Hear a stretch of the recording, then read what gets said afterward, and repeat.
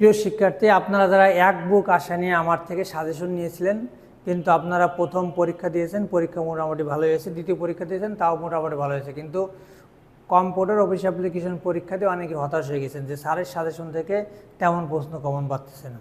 আসলে বিষয়টা হয়েছে কি, যে আমার সাজেশন থেকে প্রশ্ন কমন পাচ্ছে আগামী দিন থেকে। আগামী যে পরীক্ষা 8 তারিখে যে পরীক্ষা আছে, ফার্স্ট ইয়ারের পরীক্ষা হচ্ছিল ব্যবসা গণিত পরিসংখ্যান। যারা ব্যবসা গণিত পরিসংখ্যান অনেক দুর্বল, তারা আমার অনলাইন ক্লাসগুলো দেখবেন এবং অঙ্কগুলো ট্রাই করবেন। আশা করা তো অঙ্কগুলো পারবেন।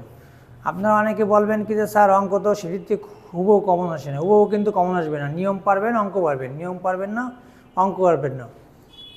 এই যে আপনার একটা, যারা সেকেন্ড পার্টে পড়েন, মানে যারা দ্বাদশ শ্রেণীতে পড়েন, আপনাদের একটা বিষয় আছে কম্পিউটারাইজ, আছে আপনার বিজনেস ইংলিশ ও কমিউনিকেশন। বিজনেস ইংলিশ ও কমিউনিকেশনে এখানে বিষয়টা হয়েছে কি, যে আমাদের এই সাবজেক্টে বাংলা অংশ আসে 23 মার্ক, ইংলিশ অংশ আসে 22 মার্ক। তা আমাদের টোটাল পাস মার্ক হচ্ছিল 15 মার্ক। তা 15 পাইলে যদি পাস হয়, আমরা 23 মার্কের ভিতরে কিন্তু 15 পেয়ে যেতে পারি। তা 23 মার্কে যদি 15 পাই, তাহলে আমাকে কিন্তু পাশে যায়। যদি কেউ একটু ভালো রেজাল্ট করতে হয়, তাহলে কিন্তু ইংলিশ অঙ্ক পড়া লাগে। ইংলিশ অংশ যদি পড়ি, তাহলে আমাকে ভালো রেজাল্ট হবে।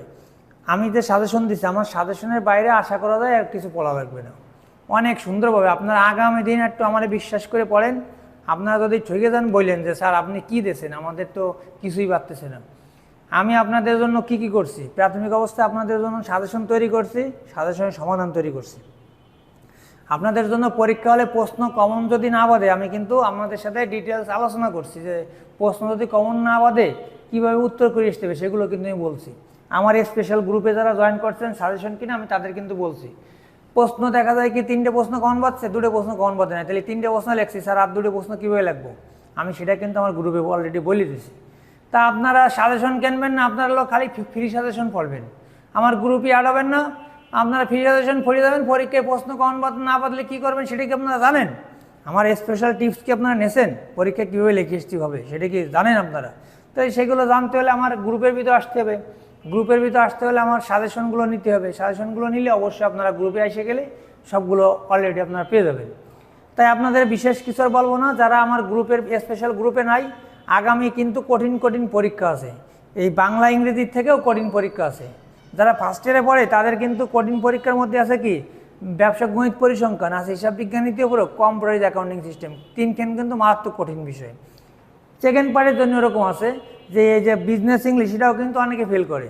হিসাব বিজ্ঞান নীতি উপরে এটাও কিন্তু অনেকে ফেল করে। আরে ভাই, আপনি তো 300 টাকা দিয়ে সাজেশন নিয়েছেন, 300 টাকা দিয়ে সাজেশন নিয়ে অনেকে অনেক বড় বড় কথা বলেন।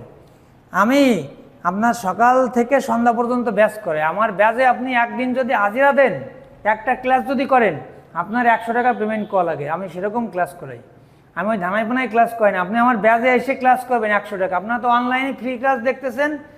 স্যার সাজেশন তো বাদে নাই, স্যার কি ঘোড়ার টিমে সাজেশন দেন, টাকা 300 টাকা দিয়েও অনেকে ফেরত যাচ্ছে। বিষয়টা বুঝতে পারছেন? আসলে আমি তেমন কিছু বললাম না। আমার ক্লাসগুলো দেখেন, শেষ পর্যন্ত আমার সাথে থাকেন। রেজাল্ট খারাপ যদি হয় আমাকে বলেন। সবাই ভালো থাকবেন, আমার সাজেশনের পাশে থাকবেন। কমন বাদলিও লিখে আসবেন, কমন না বাদলিও লিখে আসবেন। কীভাবে সেটা টিপস যদি নিতে হয় আমার সাথে যোগাযোগ করবেন। ধন্যবাদ সবাইকে। আমার সাজেশন থেকে প্রশ্ন আগামী দিন থেকে কমন আসবে। সবাই ভালো থাকবে।